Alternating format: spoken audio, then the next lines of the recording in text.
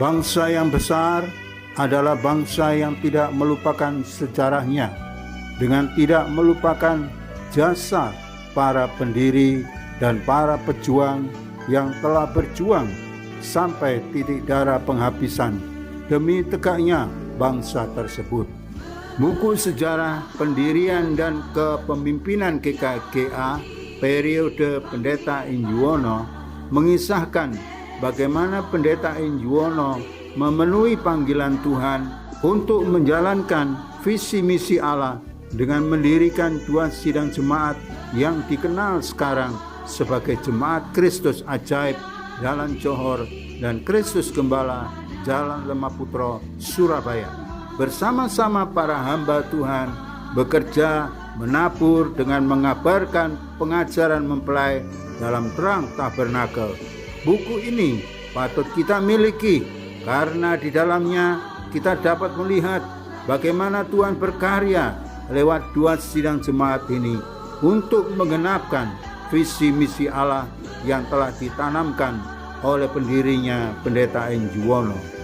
Semoga buku ini menjadi inspirasi kita dalam menjalankan visi misi Allah, yakni mengabarkan pengajaran mempelai dalam terang tabernakel sampai ke ujung dunia.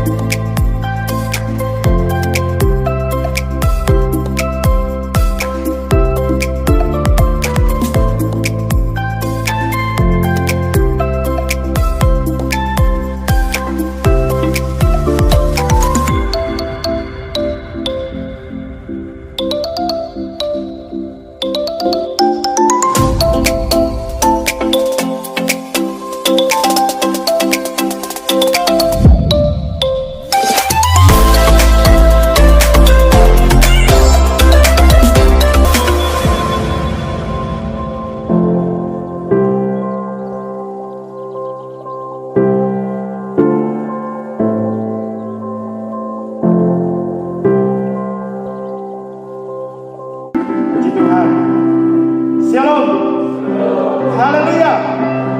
Terpujilah Tuhan kita. Dia Allah yang luar biasa. Dia Allah yang mengasihi kita sampai hari ini. Kiranya damai sejahtera Tuhan menyertai kita, baik para hamba-hamba Tuhan yang sudah datang, dan jemaat kita semua. Boleh hari ini kembali kita boleh datang ke hadirat Tuhan, menyembah, memuliakan Dia, menikmati hadirat-Nya, menikmati kasih-Nya. Mari kita mau datang ke hadirat Tuhan saat masuk ke hadirat-Nya.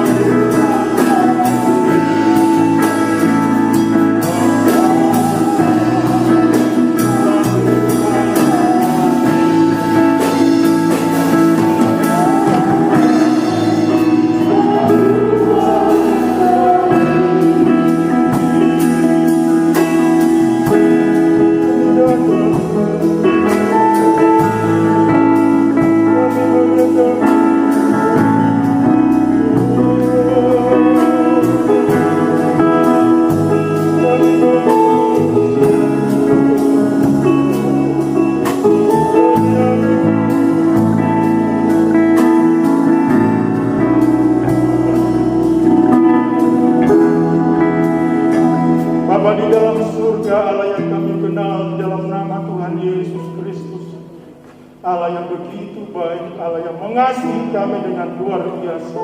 Dengan kuat Engkau mengasihi kami Tuhan, sampai Kau rela menyerahkan nyawa-Mu di kayu salib untuk menebus kami, supaya seperti hari ini kami ada di hadirat. Kami bersyukur dan menyerahkan hidup kami, karena Engkau memperdamaikan kami semua, Tuhan, melayakkan kami, mulai daripada hamba-Mu, kami yang melayani pada saat pagi hari ini, pemimpin puji-pujian, backing vokal, para pemain musikal, di sound system, semua yang terlibat, bahkan nanti hamba-Mu yang menyampaikan firman Tuhan, semua kami diurapi oleh Tuhan. Terima kasih Bapa. Dan jemaat-Mu yang beribadah di tempat yang lain, Kau juga memberkati sebagaimana Tuhan memberkati kami semua. Kami akan serahkan ibadah kami sepenuhnya hanya dalam satu nama yang besar, Tuhan Yesus Kristus. Amin. Sedangkan dulu Bapak Ibu Saudara sekalian, mari kita percaya kita hari ini mau berbahagia sebab Tuhan ada di tengah-tengah kita. Berbahagialah orang yang takut padamu.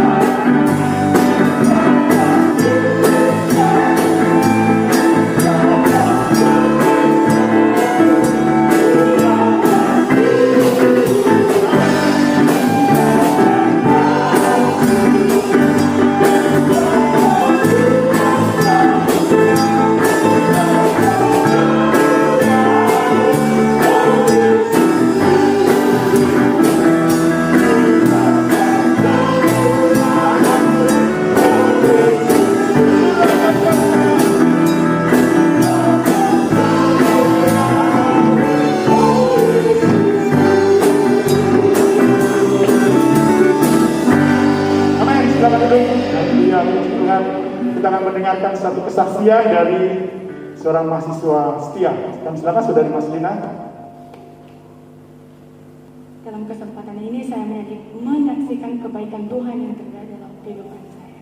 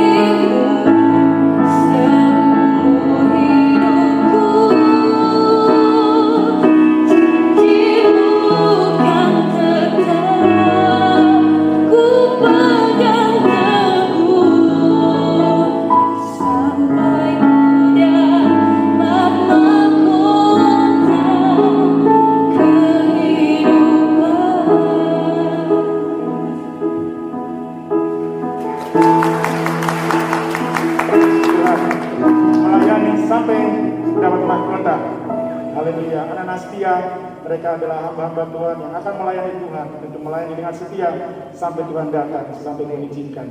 Mari kita mau menyanyikan lagi pujian dengan bersorak-sorak kepada Tuhan datang, pada Tuhan dengan sorak-sorai. Thank you.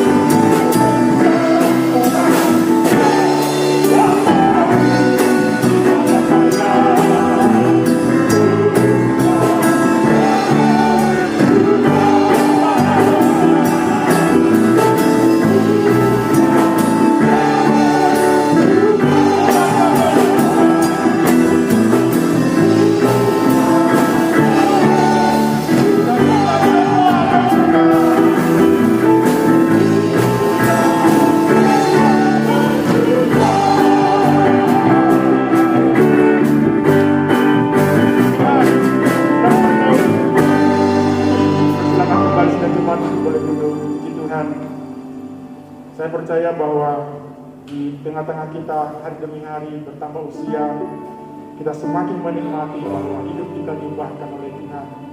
Kita menjadi orang yang berbahagia sejak hidup rohani. Tunduk pada Tuhan dengan segenap penyerahan. Semakin berbahagia, semakin bahagia.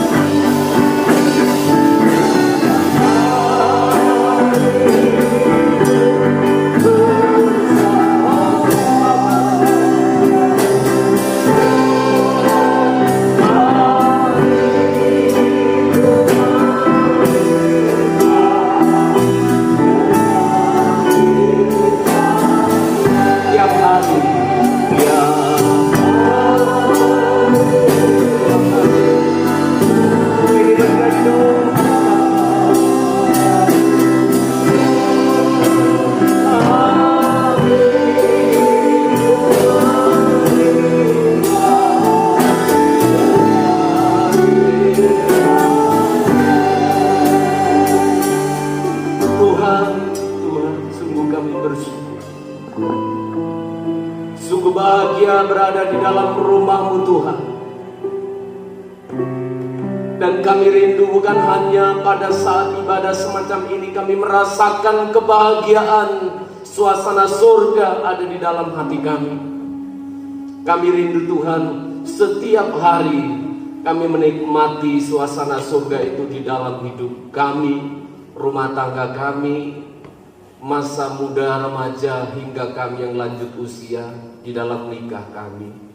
Kami bersyukur Tuhan, pada kesempatan pagi ini kami menyembah Tuhan, kami memuji-muji Tuhan, menikmati kebahagiaan lewat syair-syair pujian yang sudah kami nyanyikan.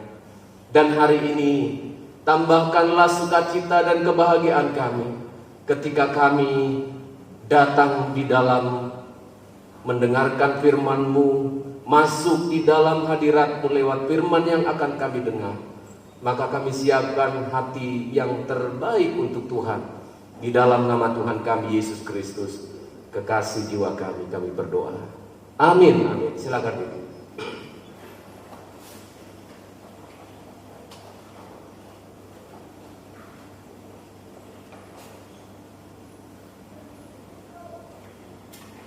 Baru-baru ini kita dihebohkan dengan ditangkapnya atau dibawanya ke dalam sel-sel tahanan para crazy rich, betul ya? Para orang-orang kaya gila, itu artinya ya, betul ya? Jangan sampai saya salah ya. Crazy rich, betul ya? Gila kali kayanya gitulah maksudnya, bukan orang-orang yang tidak waras tapi hebat kali kayanya. Nah, ketika mereka ditangkap, lalu ternyata diketahui mereka ini mencari kekayaannya dengan cara yang instan, dengan cara menipu, dengan cara memperdaya orang lain. Lalu mereka menunjukkan, sebenarnya mereka tidak ketahuan kalau enggak show off gitu, nunjukin dirinya di media sosial, di Facebook atau di Instagram dan sebagainya. Mereka berpose, mereka mengatakan mereka bahagia, mereka mengatakan mereka penuh sukacita. Mereka bersaksi jam 3 pagi membeli mobil Ferrari. Oh, bayangkan, subuh-subuh kerjaannya beli mobil Ferrari. Itu bagaimana kejadiannya saya pikir.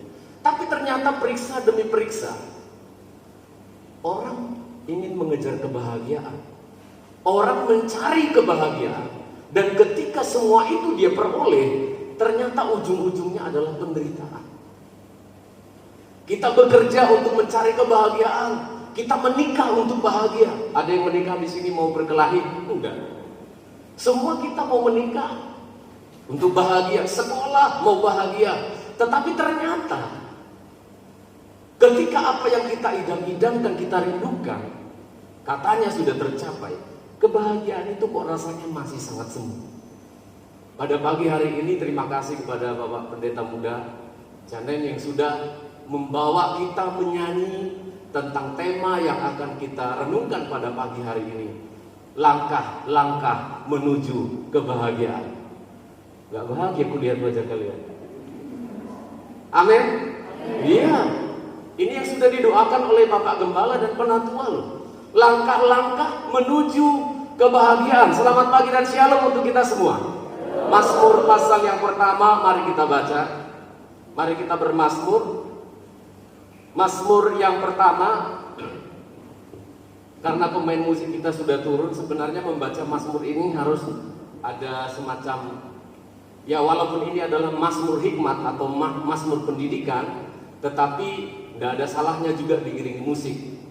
Jadi jangan kaget nanti suatu saat pas kita mazmur yang diiringi dengan kecapi, dengan seruling, nanti pemain biola atau kecapi harus selalu ada di depan. Siapapun pengkhotbahnya, siapa tahu dia minta, selama dia khotbah harus ada seruling, supaya sesuai dengan Alkitab. Nah, tapi beruntunglah pemain musik hari ini karena ini adalah mazmur hikmat. Tapi kalau mau dimainkan juga tidak apa-apa. Tapi string aja ya, string piano, gitu ya. pelan-pelan gitu. Sambil kita baca bersama-sama, wajahnya harus berbahagia, amin. Raut wajahnya harus sukacita. Saya bisa melihat dari depan ini walaupun dari matanya saja, tapi kelihatan siapa yang bahagia, siapa yang belum bayar tagihan listrik. Nah, ketahuan dari sini ya. Ayo, dikasih string, piano kombinasi string gitu lah ya. Nah, gitu ya. Diiringi dengan berbahagialah. Yang tadi itu salah-salah nggak apa-apa deh. Ya, bahagia juga kita itu. Nah, kan hanya iringannya saja. Oke, mari kita baca bersama-sama Mazmur 1 ayat 1 sampai ayat 6. Kita baca bersama-sama 2 ya. Berbahagialah orang yang tidak berjalan menurut nasihat orang fasik, yang tidak berdiri di jalan orang berdosa, dan yang tidak duduk dalam kumpulan pencemooh. Tetapi yang kesukaannya ialah Taurat Tuhan, dan yang merenungkan Taurat itu siang dan malam. Ia seperti pohon yang ditanam di tepi aliran air, yang menghasilkan buahnya pada musimnya, dan yang tidak layu daunnya. Apa saja yang diperbuatnya berhasil. Bukan demikian dengan orang fasik. Mereka seperti sekam yang ditiupkan angin. Sebab itu orang fasik tidak akan tahan dalam penghakiman. Begitu pula orang berdosa dalam perkumpulan orang benar. Sebab Tuhan mengenal jalan orang benar, tetapi jalan orang fasik menuju kebinasaan. Amin, saudara. Berbahagialah. Berbahagialah. Ini yang menjadi sasaran dan tujuan kita semua orang yang hidup di dunia ini. Tapi kita terlewatkan, terlupakan, karena langkah-langkah bahagia yang sering kita terapkan itu kurang tepat. Supaya kita bahagia, kita belajar yoga, ya kan? Buang energi yang negatif, tarik energi yang positif. Begitu pulang ke rumah, negatif semua, sia-sia semuanya. Nah, pagi hari ini kita rindu ingin belajar dari Mazmur ini, supaya kita semua yang pulang nanti dari gereja ini, kebahagiaan yang sejati menjadi milik kita. Amin. Mari kita melihat, ternyata kebahagiaan yang dimaksudkan pemazmur. Kalau engkau ingin bahagia, maka step yang pertama yang disampaikan oleh pemazmur ini adalah harus dimulai dengan komitmen. Katakan komitmen, 2 ya. Komitmen. Harus dimulai dengan, bagi opa-oma, kesungguhan. Nah, gitu. Harus dimulai dengan komitmen. Ada 3 komitmen, ada 3 langkah kesungguhan yang diminta atau disampaikan oleh pemazmur. Siapapun saudara yang akan membaca mazmurku ini, seolah-olah seperti itu yang dimaksudkan oleh penulis mazmur ini. Siapapun yang ingin berbahagia, begitu buka Mazmur jilid 1, langsung ketemu berbahagialah. Tetapi tidak diikuti dengan komitmen. Kita harus punya komitmen, ya, mau berbahagia. Kalau sudah menikah, ya pokoknya pengen bahagia aja, gitu loh. Saya paling tidak suka kalau ada hamba Tuhan menasihati pranikah, lalu waktu pranikah itu dia mengatakan begini, siap-siap kamu ya, siap-siap menderita ya. Duh, langkah awalnya sudah dibilang siap-siap menderita. Pernikahan itu susah loh, tidak mudah loh ya. Siap-siap aja kamu nanti susah. Wah, saya kira ini pendekatan yang kurang bagus. Menikah itu untuk bahagia, amin. Keputusan untuk bekerja mencari nafkah itu bahagia. Semuanya ternyata harus dimulai dengan komitmen. Berbahagialah. Berbahagialah. Ketika saya membaca 3 kata-kata, langkah-langkah yang harus dilakukan oleh orang yang berbahagia ini, hati saya bersuka cita. Tuhan tidak sedang mempromosikan angin surga. Pemazmur tidak sedang berbicara tentang janji-janji manis. Ya, kalau kita melakukan ini maka ya sukseslah, berhasillah hidup kita. Bukan, tetapi ini dengan tegas, dengan kalimat yang bersifat perkataan yang tegas. Berbahagialah, tetapi memang diikuti dengan syarat. Ini merupakan satu janji yang memang bersyarat. Di dalam Alkitab kita itu ada 2 janji paling tidak. Ada janji yang tak bersyarat, unconditional, tidak bersyarat. Tapi ada juga yang conditional, bersyarat. Nah, kali ini pemazmur mengatakan pasti berbahagia. Pasti berbahagia. Tetapi kalau kamu melakukan langkah-langkah ini. Berbahagialah orang yang tidak berjalan menurut nasihat orang fasik. Bilang 1. Ulang ya, nanti bilang 1 loh, kan saya bilang 3 tadi. Berbahagialah orang yang tidak berjalan menurut nasihat orang fasik, dan yang tidak berdiri di jalan orang berdosa. Bilang 2. Dan yang tidak duduk di kumpulan pencemooh. Berapa saudara? 3. Berbahagialah mereka yang tidak berjalan menurut nasihat. Belum berjalan.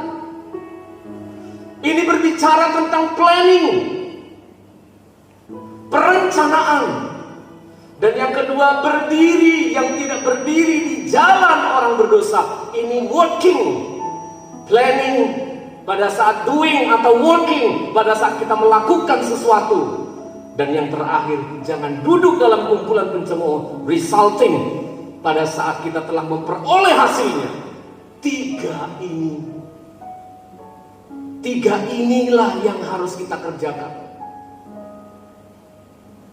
Pemazmur mengatakan, kamu harus punya komitmen untuk tidak berjalan menurut nasihat orang fasik atau orang jahat.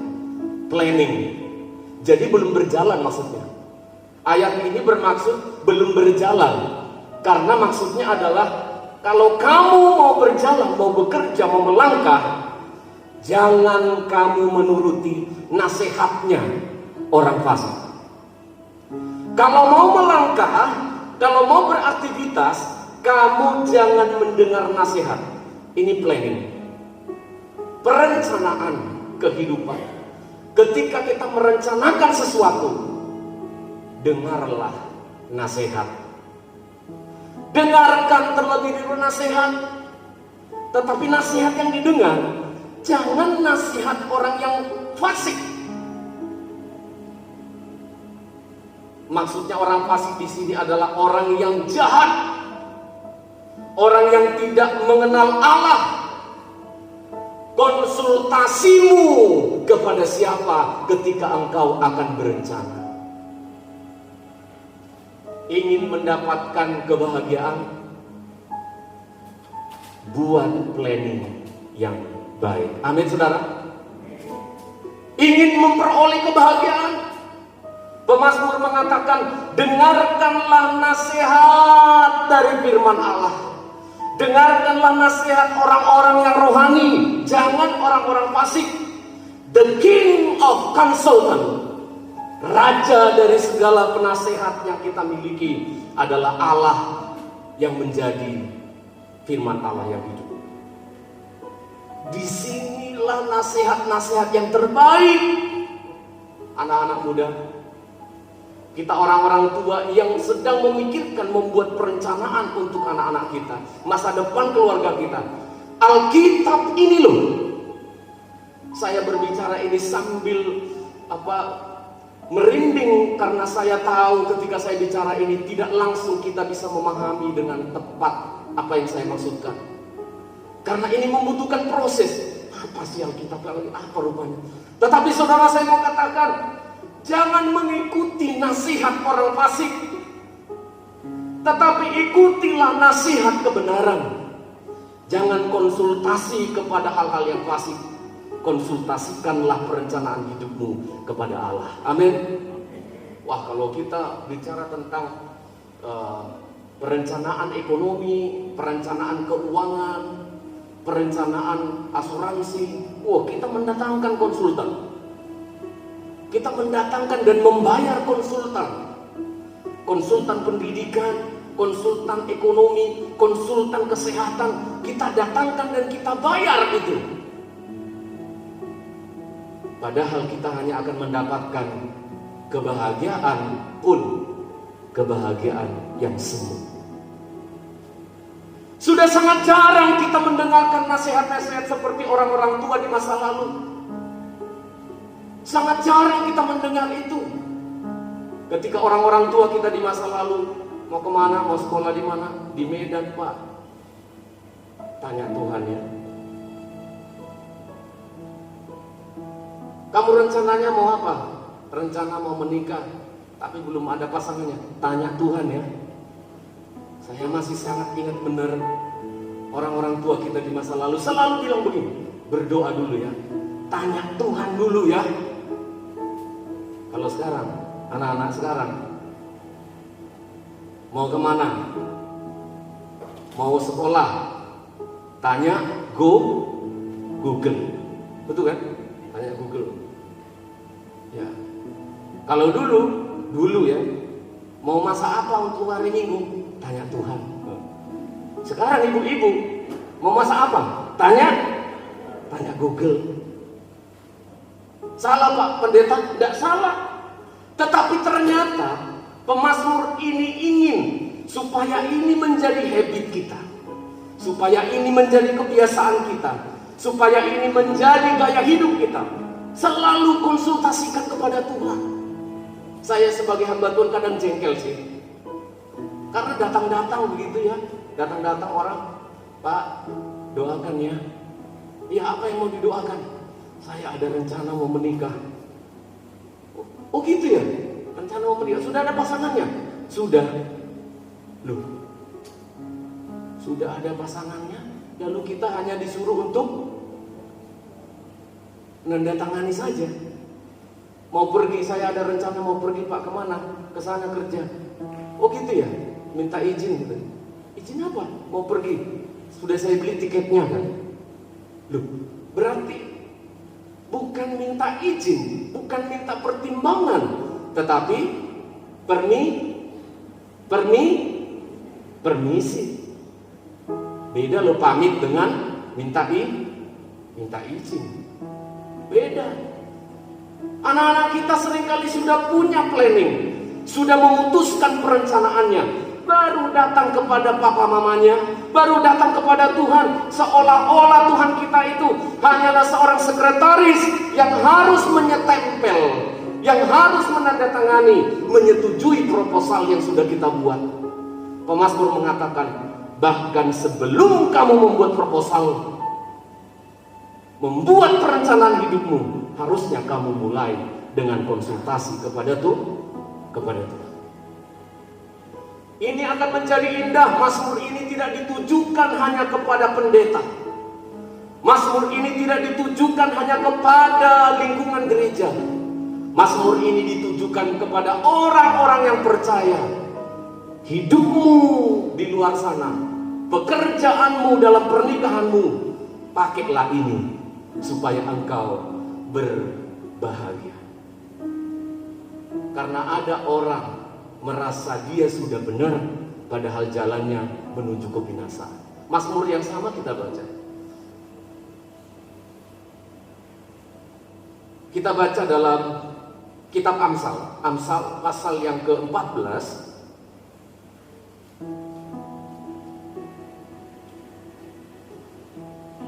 Amsal pasal 14, tolong dibaca.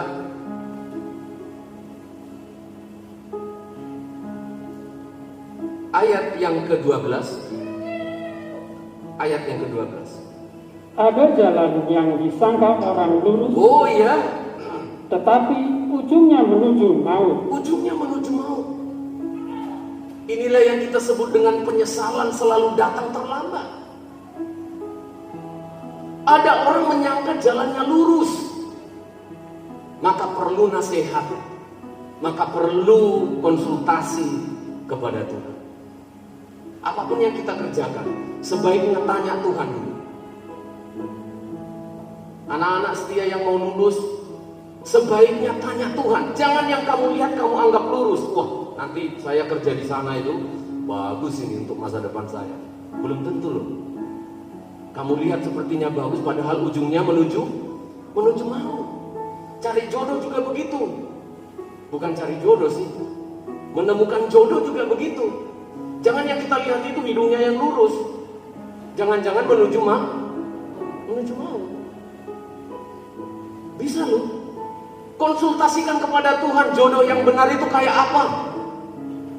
Tidak mungkin menyatu antara gelap dan terang. Itu deh, tolong dicatat baik-baik. Tidak usah pakai argumentasi. Iya Pak, saya mau memenangkan jiwanya juga sekaligus gayamu. Ada orang menganggap jalannya lurus, padahal itu menuju maut. Konsultasikan kepada Allah, tanya kepada Tuhan. Lebih baik kita agak lebih tenang sedikit, lebih kelihatan melambat sedikit. Tetapi ketika kita sudah melakukan konsultasi yang baik, orang yang terburu-buru akan kecewa di dalam perjalanan hidup. Tanya kepada Tuhan. Yang kedua, pemazmur mengatakan begini, berbahagialah dia yang tidak berdiri di jalan orang yang berdosa. Roadway, track. Berbahagialah orang yang setelah dia sudah merencanakan perencanaan hidupnya dengan baik, lalu kemudian dia tidak berdiri di jalan orang berdosa. Maksudnya adalah memposisikan diri pada jalur atau rel atau cara kerja atau gaya hidup orang-orang berdosa. Mengikuti arus. Pada saat kita melakukan sesuatu, bekerja di perusahaan, di tempat dimanapun kita bekerja, pemazmur mengatakan, jangan berdiri, jangan memiliki gaya hidup, jangan memiliki etos kerja, jangan memiliki gaya hidup seperti orang berdosa. Gelarnya bisa pendeta, jabatannya bisa gembala, sekolahnya bisa di sekolah teologi, tapi gaya hidupmu, gaya hidup orang berdosa. Pemazmur mengatakan, kamu nanti akan seperti sekam. Kelihatan masih seperti gandum, seperti padi, tapi ketika ditiup angin, kamu akan terhempaskan. Bekerjalah yang baik. Kadangkala ketika disebutkan di sini, engkau jangan berdiri di dalam jalannya orang berdosa, berarti kadangkala kita harus seperti melawan arus. Itu maksudnya. Gaya hidup orang percaya harus sepertinya melawan arus. Harus punya keberanian. Saudara perhatikan ikan-ikan yang sehat, ikan-ikan yang terbaik, yang paling enak dimakan itu adalah ikan-ikan yang suka melawan arus. Kalau dia terus ikut arus mati kan? Berarti mati dia, nggak hidup, lemah. Tetapi jangan dikira kalau kita melawan arus berarti kita akan kehilangan sesuatu atau tidak mendapatkan apa-apa. Pemazmur mengatakan gaya hidup orang yang benar harus sesuai dengan kebenaran firman Allah. Saudara perhatikan, kelihatannya masih mirip. Pendeta-pendeta masih sama, bawa Alkitab ke mimbar, Tetapi kalau kita lihat lama-lama makin jauh, selisih sedikit saja, tapi semakin jauh semakin ketahuan melenceng. Ini arahnya kemana? Ini tujuannya kemana? Kita sidang jemaat, kita hamba-hamba Tuhan, pelayan-pelayan Tuhan, harus kekeh. Gaya hidup kita tidak boleh meniru-niru gaya hidup orang-orang yang berdosa. Saya tidak uraikan lagi terlalu banyak mengenai gaya hidup ini. Hamba-hamba Tuhan yang lain tentu sudah banyak berbicara tentang karakter kehidupan. Tetapi kita akan lanjutkan, kita melihat yang ketiga. Yang ketiga, kita harus punya komitmen. Jangan berdiam di kumpulan orang pencemooh. Ini bicara tentang resulting, bicara tentang hasil dari apa yang sudah kita kerjakan, apa yang sudah kita rencanakan. Ketika kita sudah mendapatkan hasilnya, ketika kita sudah memperoleh sesuatu, jangan cangkruannya. Nah, cangkruan bahasa Jawa ya. Jangan hangoutnya, jangan ngumpul-ngumpulnya, jangan komunitasnya.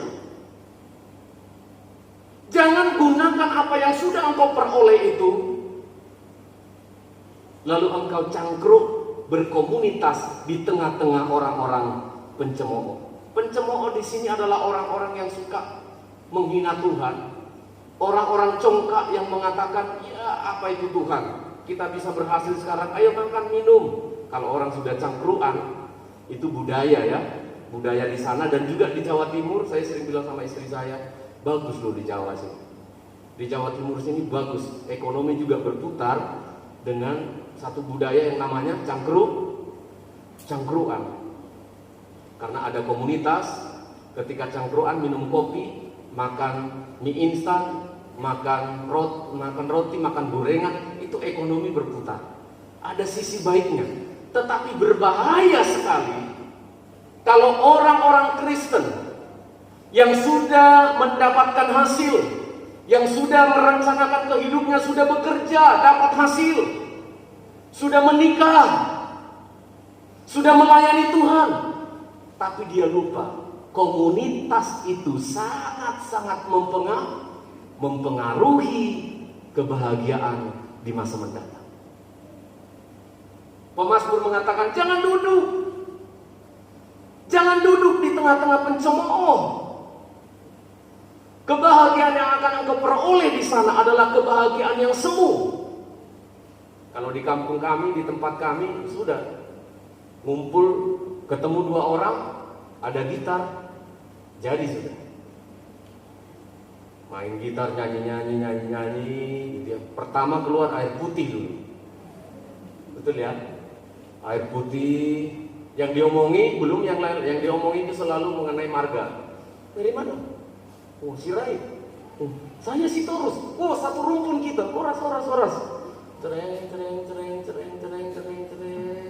Datang satu lagi, 3 orang. Jadi, kalau sudah 3 orang ngapain? Mulai main kartu kan 3 orang sudah boleh kan? Main kartu. Ayo main kartu. Gak usah lah ini. Santai untuk ini aja. Killing time, untuk menghabiskan waktu saja. Ayo. Kayaknya kurang seru ya. Betul ya? Kayaknya kurang seru. Kita taruhlah sedikit di bawahnya katanya. Di bawah meja itu loh. Mulai pakai. Kok tahu? Saya belum kasih tahu loh tadi yang di bawah itu apa. Kok sudah tahu? Oh iya ya, pengalaman ya, itu kan masa lalu Pak. Gak usah lah bapak untuk bapaknya juga gitunya kuliah. Mulai bikinlah supaya ini nanti 500 lah. Datang 1 orang lagi, 4 orang. Mulai, sudah bisa ini. Mulailah dipesan. Tadi air putih, sekarang air keruh.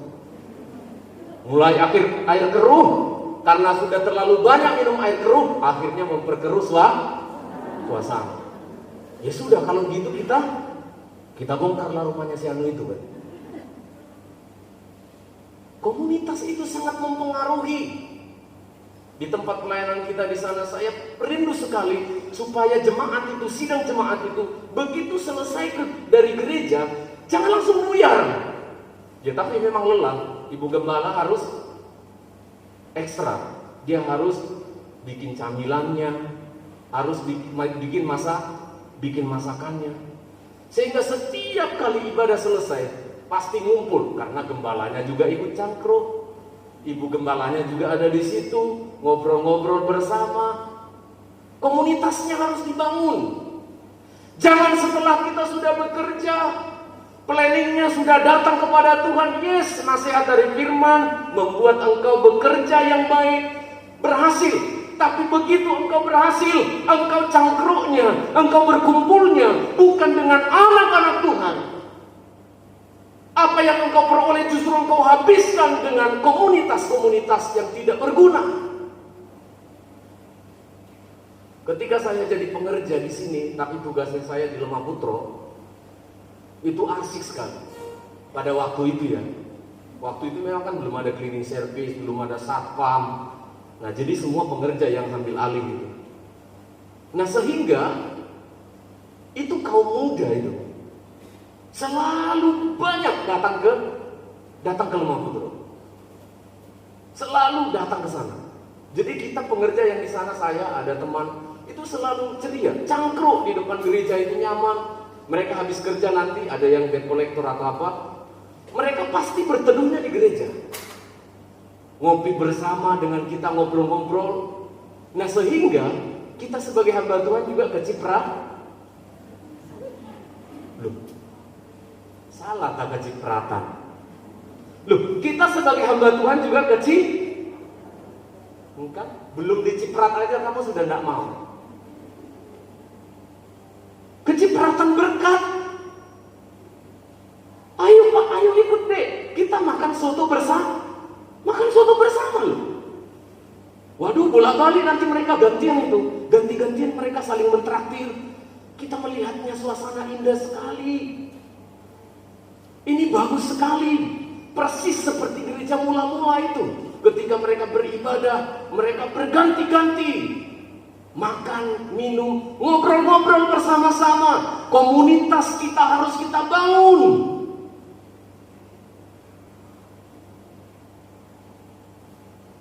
Saya melihat itu sudah jarang. Sangat jarang. Sudah jarang saya melihat, ayo nanti ada orang itu pengerja-pengerja itu, mungkin karena saya jauh ya makanya saya tidak lihat, tapi di sini mungkin masih tetap. Sudah jarang saya lihat hamba-hamba Tuhan itu anak-anak Tuhan itu bersama-sama berkumpul begitu, lalu mereka snack bersama-sama, ngobrol bersama-sama. Itu indah sekali.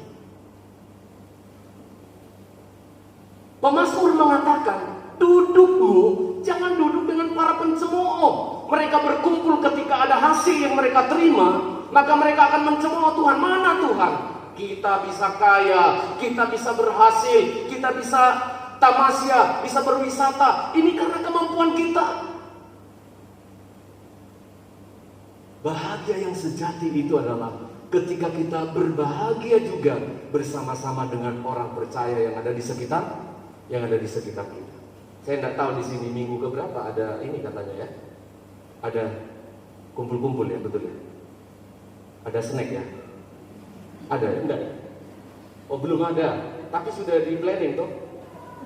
Oh enggak ada, belum ya? Pak, karena terlalu banyak orang Pak, ya diatur lah ya. Saya masih ingat saya waktu khotbah di sini ada Bapak Gembala, ada penatua. Saya menyanyikan sebuah lagu, jangan lupa makan. Loh itu, saya berkhotbah waktu itu Kisah Rasul pasal yang kedua di sini. Jemaat mula-mula itu begitu loh. Jangan lupa makan. Saya tidak tahu. Tapi itulah yang disebutkan di dalam Alkitab kita. Ketika komunitas kita bangun, mungkin tidak bisa di gereja ini, tapi di komsel-komsel itu bisa terjadi. Itu sangat indah sekali. Sangat-sangat indah. Sekarang kita melihat jadi seperti banyak jarak, ada begitu jarak yang sangat jauh antara jemaat yang satu dengan jemaat yang lain. Kita lupa pada hal sederhana. Bahagia itu betul nggak? Bahagia itu sederhana. Kumpul dengan orang-orang percaya, berbagi berkat. Orang marga-marga kami aja ngerti itu. Mereka tidak baca Alkitab, tapi setiap minggu, nanti minggu siang begini, nanti jam 12 ngumpul mereka. Ngumpul satu marga. Marga Manuruk, marga Mangunsok, kami punya 2 marga. Itu ngumpul. Disitulah terjadi kedekatan itu. Anak Tuhan sesama satu iman yang dekat itu lebih dekat daripada orang yang berkeluarga tetapi jauh. Itu harus kita bangun. Nah, menurut pemazmur, ketika engkau berkumpul dengan para pencemooh, kebahagiaan yang engkau miliki itu kebahagiaan yang semu. Tetapi kalau hasil yang engkau peroleh, engkau gunakan untuk bersama-sama dengan orang yang mencintai Tuhan, maka kebahagiaan itu akan menjadi kebahagiaan yang sejati. Kita melihat pada ayat yang Mazmur pertama tadi, ayat yang kedua. Ayat yang kedua, mari kita baca. Tadi sudah komitmen untuk menjauhi dosa. Ada 3 tadi komitmennya. Dan yang ayat yang kedua kita lihat kesukaannya. 2, iya. Tetapi yang kesukaannya ialah Taurat Tuhan. Iya. Dan yang merenungkan Taurat itu siang dan malam. Nah, ternyata harus ada komitmen untuk mencintai firman. Harus ada komitmen untuk mencintai firman. Kita sudah punya komitmen tadi menjauhi hal-hal yang berdosa, mulai dari perencanaan, melakukannya, dan ketika mendapatkan hasilnya, jangan berbuat salah. Jangan di komunitas yang salah. Pemazmur melanjutkan mazmurnya, dia berkata, mau berbahagia?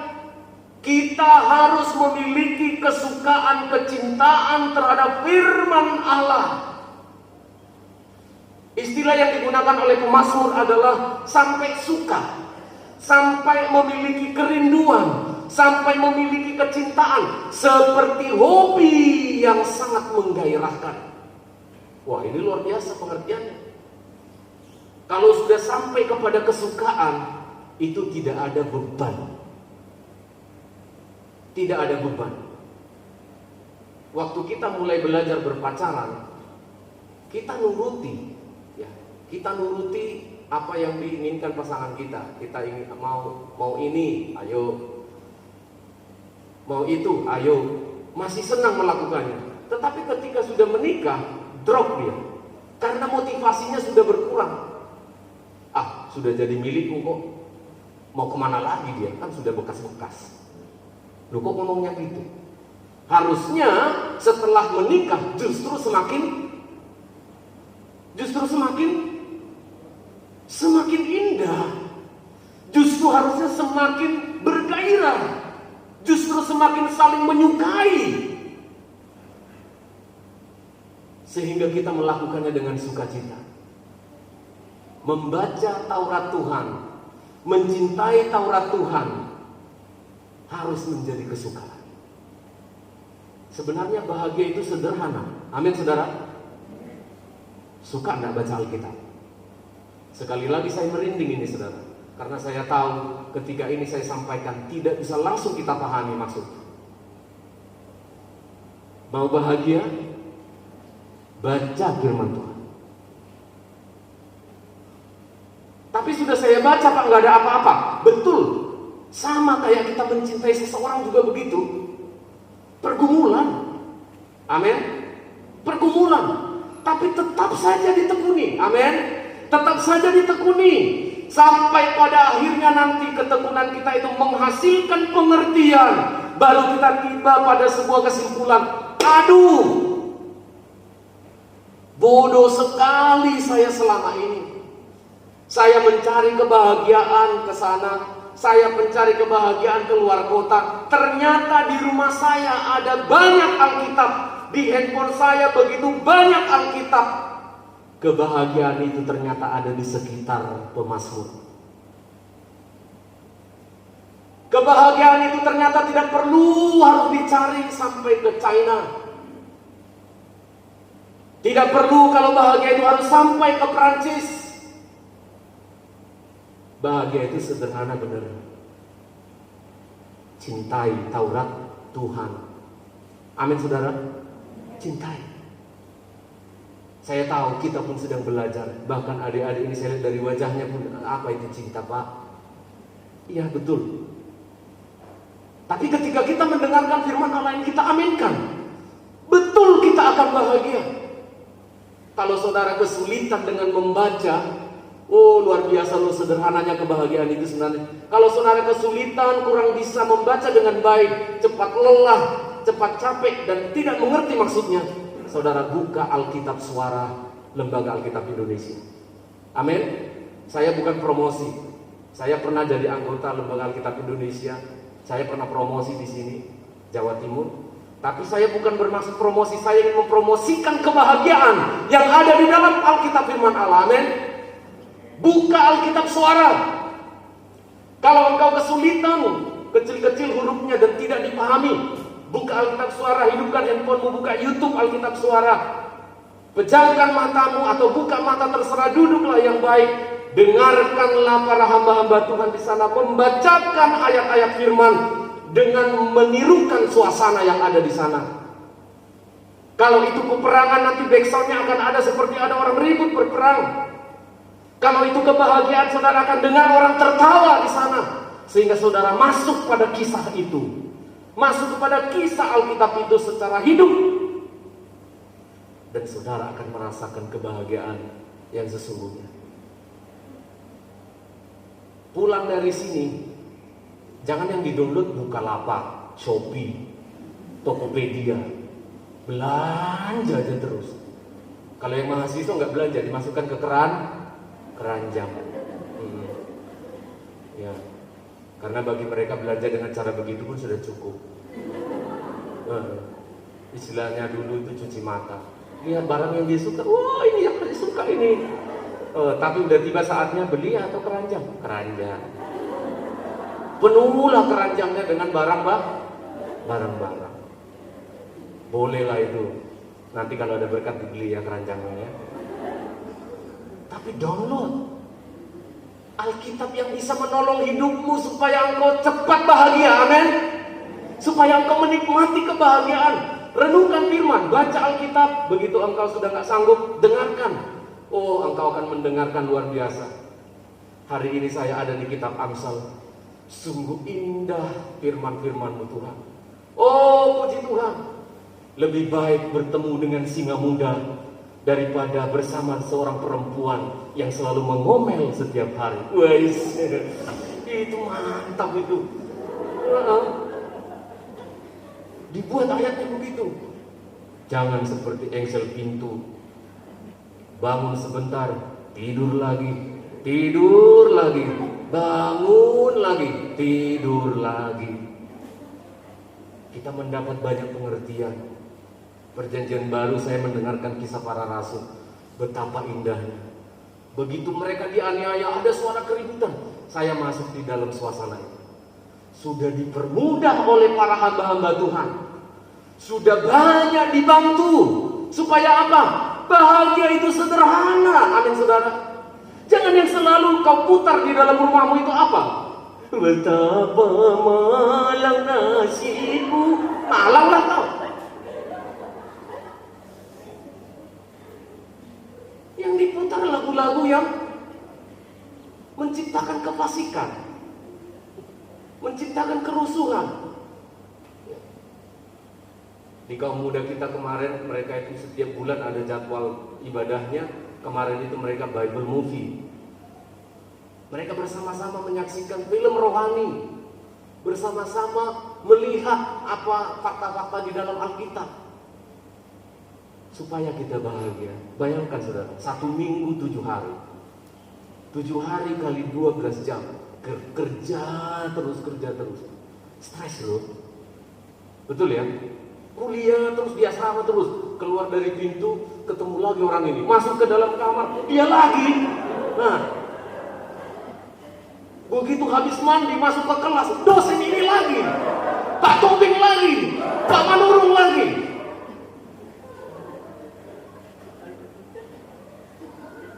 Perlu istirahat sejenak bersama dengan kita lihat ya, bagaimana orang yang suka kepada firman sampai keadaannya sampai gini. Saya tahu kita belum sampai ke situ, tapi bahagia sekali orang ini saya membacanya. Kita melihat Mazmur 119. Mazmur 119 ayat 81 sampai 82. Mazmur ini penuh bicara tentang keagungan firman Allah. Mazmur 119 81 sampai 82 terlebih dahulu. Mari silakan. Mazmur 119 81 ayat 1. Habis jiwaku. Habis jiwaku. Ini kayak bahasa Sumatera ya. Habis jiwaku. Oh bagus. Terus Merindukan keselamatan daripadamu. Terus Aku berharap kepada firman-Mu. Terus Habis mataku merindukan janjimu. Aku berkata, bilakah Engkau akan menghibur aku? Iya, terima kasih. Kita mainkan musik ya. Mainkan musik sedikit karena ini Mazmur mengagungkan firman Allah. Kasih string aja. Ayo, kita seperti orang bahagia itu kadang-kala seperti mencekam gitu ya. Tapi kebahagiaan yang mendalam itu. Terharu menangis, tapi tangisannya mendalam. Mazmur 119 ini tidak sedang menangisi hidupnya yang susah. Saya ulang. Mazmur 119 ini tidak sedang menangisi hidupnya yang terpuruk. Tidak. Habis jiwaku. Habis mataku. Karena apa? Habis jiwaku merindukan keselamatan daripadamu. Aku berharap kepada firman. Kepada apa saudara? Saudara pernah habis jiwamu karena berharap pada firman? Habis jiwamu karena lotre gak dapat apa? Beli satu gratis dua gak dapat apa? Habis jiwaku. Habis hepengku. Habis. Orang yang bahagia karena firman sampai kayak gini loh Pak. Sekali lagi saya merinding mengatakan ini karena saya tahu Tuhan harus menolong kita untuk mengerti ayatnya. Habis jiwaku. Karena apa? Merindukan keselamatan daripadamu Tuhan. Pernah tidak saudara di kamar ngomong begitu? Tuhan, jiwaku begitu gersang.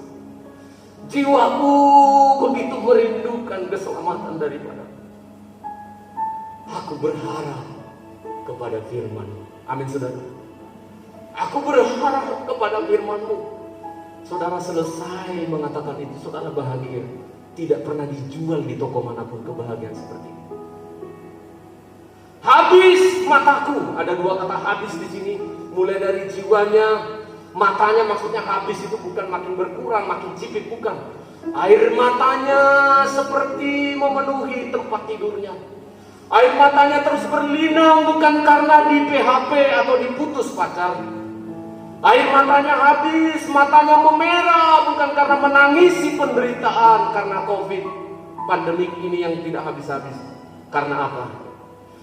My desire is your word. Kerinduanku adalah janjimu. Maka aku berkata, hiburkanlah aku. Dengan apa? Duit? Bukan. Karena yang aku rindukan bukan duitnya. Aku merindukan firman-Mu. Jiwanya habis, matanya habis. Sekarang kita lihat mulutnya. 119 ayat 131. 131, mari kita baca bersama-sama. 2, ya. Mulutku kungangahkan dan megap-megap, sebab aku mendambakan perintah-mu. Ayat 97, naik lagi. Betapa ku cintai Tauratmu, aku merenungkannya sepanjang hari. Mau bahagia saudara? Ini nih. Kalau kita sudah minum kopi 1 kali dalam seminggu, megap-megap mulutnya.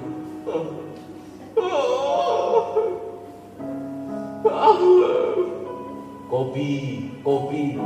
Kalau nggak kebaktian 1 tahun, syukur alhamdulillah. Bisa ke Jogja. Puji Tuhan. Tidak ada kuliah karena Pak Stephen kena COVID. Tidak ada lagi bicara rohani-rohani, firman Tuhan terus tiap hari. Sungguh kebahagiaan yang sejati itu kalau kita mencintai Taurat Tuhan. Kita mencintai firman-Nya sampai seperti ini. Sekali lagi saya berkata, kesulitan waktu engkau di dapur ibu-ibu membaca Alkitab, kamu punya handphone, buka Alkitab suara. Sambil beraktivitas mungkin di toko, engkau menjaga toko, sudah baca Alkitab tadi pagi, tapi masih aku merindukan firman-Mu, putar Alkitab suara. Anak-anak muda yang galau hatinya, yang selalu susah pikirannya, jangan kau iwa peye, supaya aku lebih semangat. Aku putar aja lagu cicak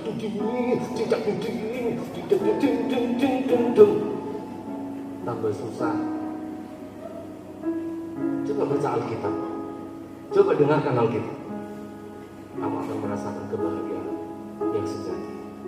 Komitmenlah, harus dimulai dengan komitmen. Komitmen tidak kompromi dengan dosa, dan komitmen untuk mencintai firman Tuhan. Yang kedua, bagian kedua yang paling besarnya, setelah kita sudah komitmen, dimulai dengan komitmen, maka inilah hasilnya menurut pemazmur. Kita kembali ke Mazmur yang pertama tadi. Kita membaca ayat yang ketiga sampai ayat yang keenam sebenarnya, tapi kita baca saja hanya ayat yang ketiga. Mazmur 1 ayat yang ketiga, silakan. Ia seperti pohon yang ditanam di tepi aliran Puji air, Tuhan, terus yang menghasilkan buahnya pada musim, haleluya, terus dan yang tidak layu daunnya. amin, terus Apa saja yang diperbuatnya berhasil. berhasil, amin saudara. Coba bilang di sampingnya, apapun yang kau perbuat berhasil. Coba. Ya, ini bukan teologi kemakmuran. Ini bukan prosperity gospel. Karena teologi kemakmuran, prosperity gospel itu berbicara tentang berhasil, tapi tidak melalui step yang pertama. Berhasil, sukses, makmur, tidak melalui step yang pertama, komitmen.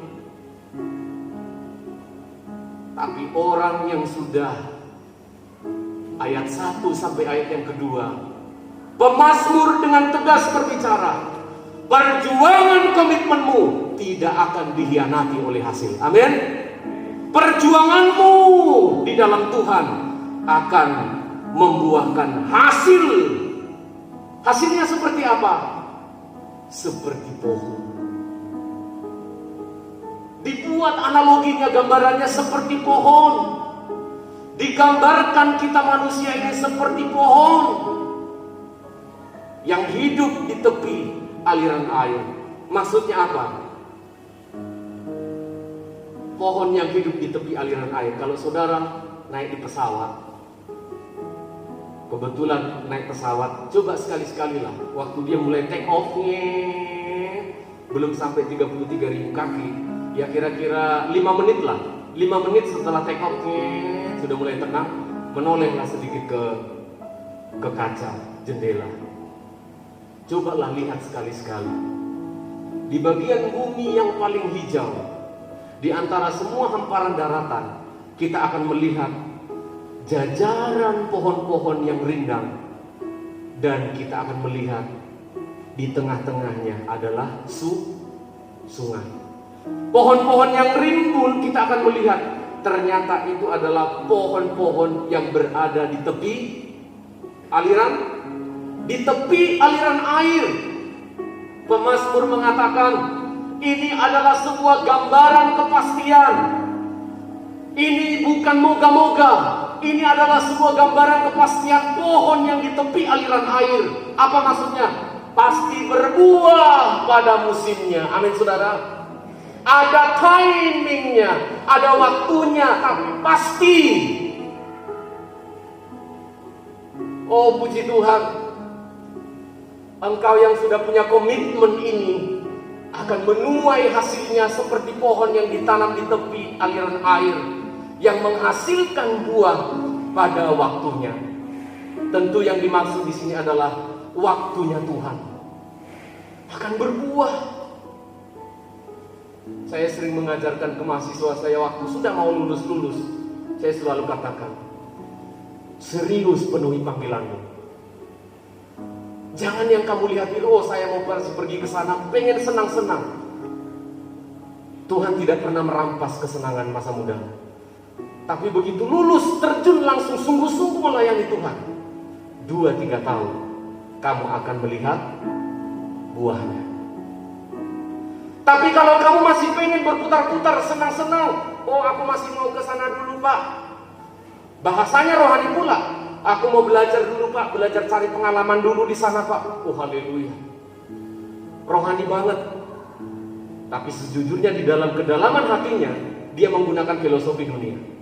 Hidup hanya satu kali. Masa muda hanya satu kali. Kapan lagi dinikmati?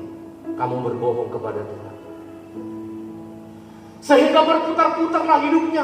Ini bukan omong kosong. Saya dosen, saya mengamati mereka yang suka berputar-putar hidupnya. Berputar-putar.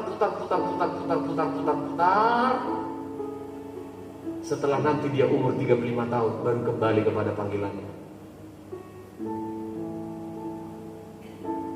Iya kalau kembali. Tapi coba kalau sungguh-sungguh 2-3 tahun akan berbuah. Ada musimnya untuk berbuah. Tapi pasti berbuah saudara. Pasti berbuah. Buka usaha juga sama kalau ini diterapkan di dunia usaha. Kalau engkau sudah seperti pohon yang ditanam di tepi aliran air, aman. Nyamanlah. Tenanglah, sabarlah. 2-3 tahun engkau akan melihat hasilnya. Buah yang dipres, yang diperam, yang dipaksa untuk berbuah itu kurang lezat. Lebih lezat kalau dia berbuah pada musim. Tapi yang uniknya, daunnya tidak layu. Kalau buahnya itu datang pada musimnya, tapi daunnya dijamin oleh Tuhan akan tetap hijau. Walaupun musim kering, musim gugur, dia akan tetap hijau, dijamin oleh Tuhan. Trans musim, trans keadaan, engkau tetap akan hijau. Meski engkau berbuah, harus berbuah pada musimnya, tapi Tuhan menjamin yang daunnya tidak pernah layu. Dipelihara oleh Tuhan engkau. Dipelihara oleh Tuhan pasti, dijamin oleh Tuhan, dipelihara oleh Tuhan senantiasa. Lintas musim. Musim panaskah? Pada waktu ini ditulis mungkin menggunakan 3 musim. Musim apa, musim salju. Daunnya ditutupi salju, tapi daunnya tidak akan pernah layu. Hati saya bersuka cita ketika jemaat Makedonia diikrarkan oleh Paulus dalam 2 Korintus 8. Jemaat Makedonia adalah jemaat yang sangat miskin, tetapi mereka tetap bisa memberi bahkan lebih banyak dari kemampuan mereka. Inilah pohon yang ditanam di tepi aliran air. Tetap dipelihara oleh Tuhan, bahkan jadi berkat bagi jemaat-jemaat yang ada di Yerusalem, Makedonia. Jadi jangan menunggu kita kaya. Jangan selalu berbicara tentang buah itu adalah kekayaan, kesuksesan. Jangan menunggu. Kita bisa melakukan banyak hal. Kita bisa berbuat, kita bisa berbuah. Dan yang jelas, tidak akan sia-sia. Bahkan dalam Roma pasal 8, 28, 29 dikatakan, bagi orang yang mengasihi Tuhan, segala sesuatu yang ada di sekitarnya dalam keadaan apapun, Tuhan akan merubahnya menjadi kebaikan. Amin saudara.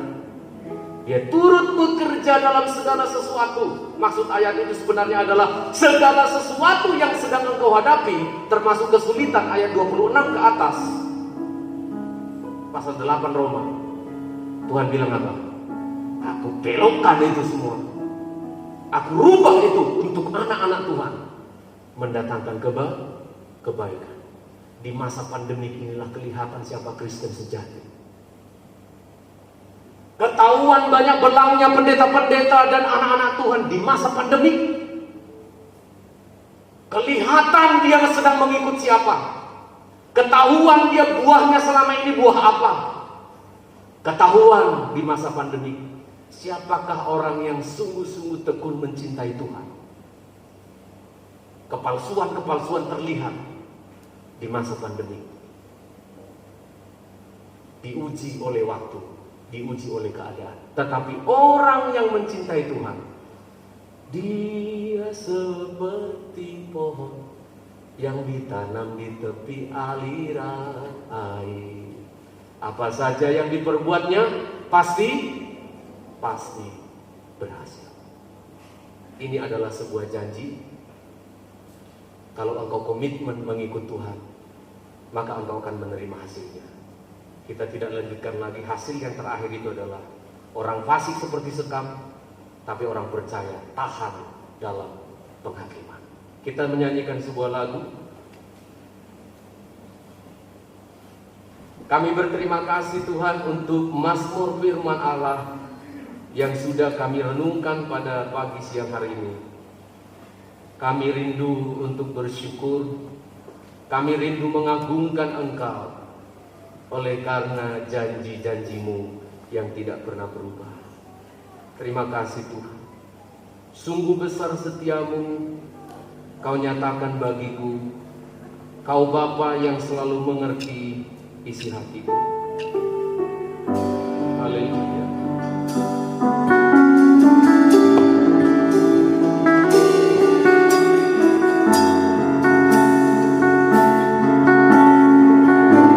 Besar setiamu,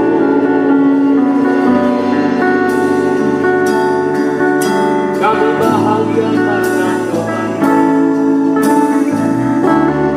Besar setia,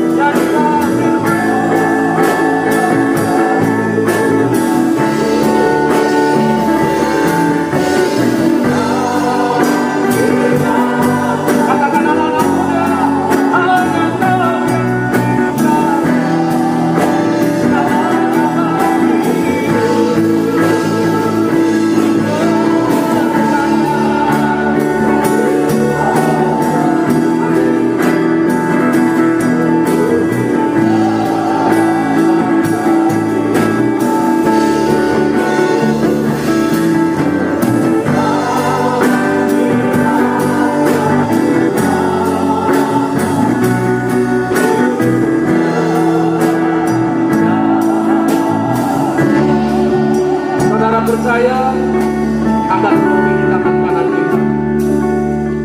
Oh, kami bersyukur Tuhan. Ukirkanlah firman-Mu di dalam hati kami. Kami percaya semua janji-janji-Mu bukan karena janji-janji yang palsu, tetapi ini adalah kebenaran firman-Mu. Kami akan menjadi orang-orang yang berbuah dan berhasil oleh karena Tuhan. Bukankah roti yang kita pecah-pecahkan adalah persekutuan dengan tubuh Kristus? Makan dengan iman-Mu dalam nama Yesus.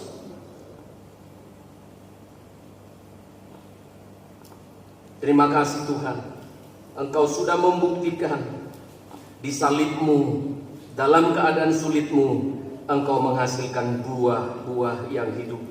Saya orangnya Tuhan, kami orangnya dari hasil pengorbanan-Mu. Cawan di tangan kanan kita. Bukankah cawan pengucapan syukur yang atasnya kita ucapkan syukur? Oh syukur, terima kasih Tuhan, adalah persekutuan dengan darah Kristus. Minumlah dengan iman-Mu dalam nama Yesus. Mari dengan perlahan-lahan. Ku percaya.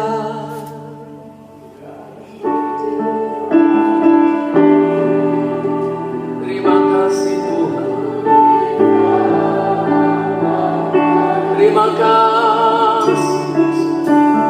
Mari kita menyembah Tuhan. Mari kita mengagungkan Tuhan. Agung waktu kita mengagungkan hanya segala puaskan jiwa kami dengan firman-Mu Tuhan. Puaskan kami dengan hadirat pribadi. Amin.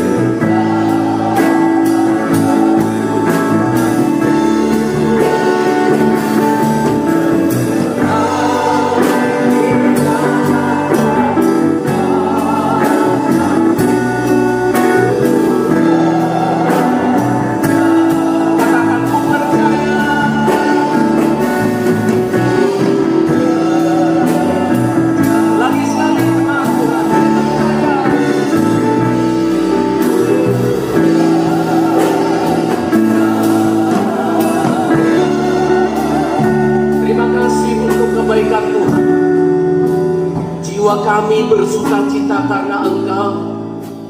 Mulut kami bersorak-sorai karena Engkau Yesus Tuhan. Hati kami penuh dengan sukacita. Kami akan kembali dari tempat ini penuh dengan syukur. Dan kami akan berbuah-buah. Dan kami akan jadi berkat di tengah-tengah di mana Tuhan tempatkan kami. Maka berkat-Mu tercurah Tuhan untuk seluruh sidang jemaat-Mu yang sudah hadir pada pagi hari ini. Mulai dari anak kecil, para mahasiswa-mahasiswi, kami semua dewasa lanjut usia, hamba Tuhan maupun sidang jemaat.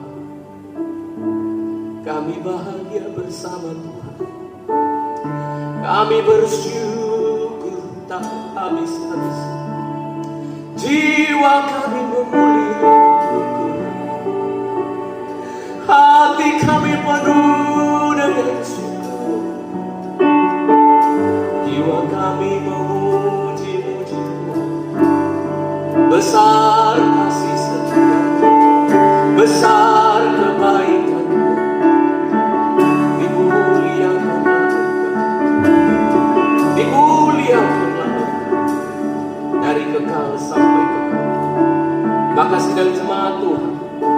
terimalah anugerah sejahtera dan berkat yang datangnya dari Allah kita. Di dalam kasih sayang Tuhan kita Yesus Kristus yang tak habis-habis.